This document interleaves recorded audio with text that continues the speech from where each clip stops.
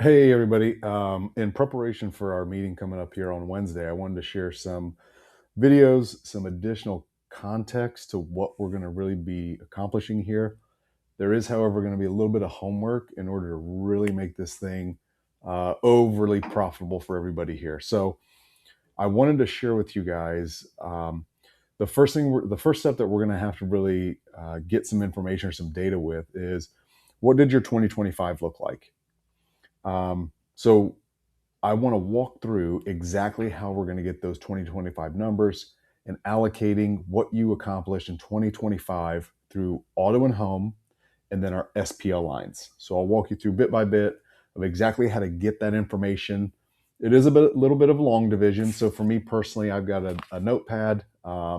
Just for time's sake, I've already kind of done the math here for us, but I'm going to show you bit by bit of how to obtain this information. So the first thing we're going to do is we're going to come into our dash report here. Everybody knows what this looks like. It's your daily view. It's the easiest way to show you exactly how to obtain this.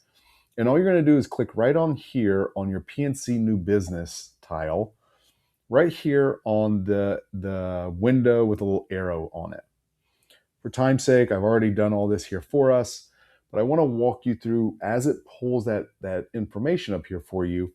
The first thing we're going to do on this left-hand column is click on New Business Detail. Now, when we click on the New Business Detail, it's going to bring us to this screen here. Now, in this screen, you're going to have to create the start date and the end date. It only allows you to pull data for 3 months. So I suggest you doing it quarter by quarter.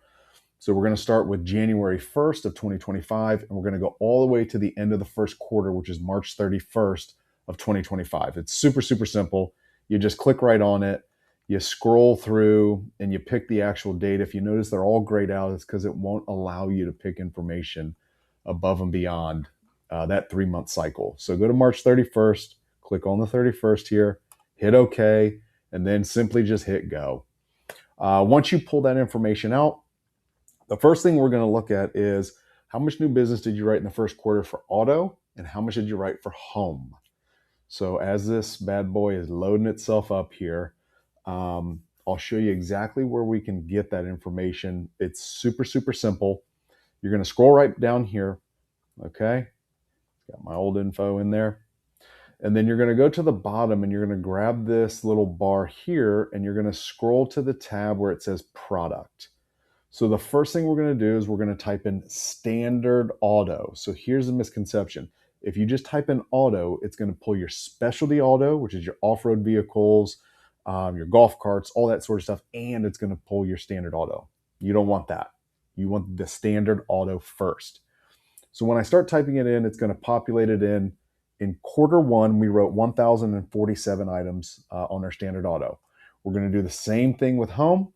It's going to automatically update in this number here for 327 home items that we sold in that first quarter. And then with everything else, we're going to do the exact same thing for your condo.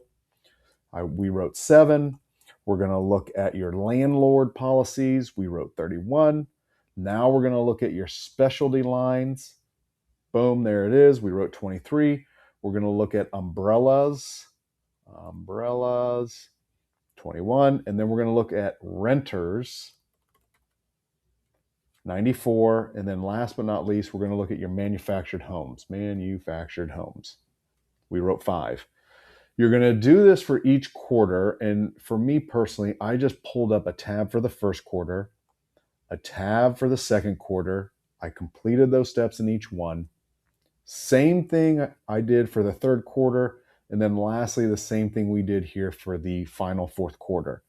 Once you get this information, you're going to add each quarter up for your auto and home as one bucket.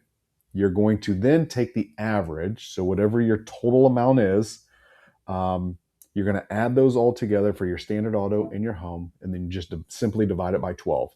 For me, our average was 518 items. And then you're going to do the same thing for your specialty lines. For us, after adding this all together, we were at 94 items. This information is going to be super helpful because as we put this in to our grid goals, we're going to see what kind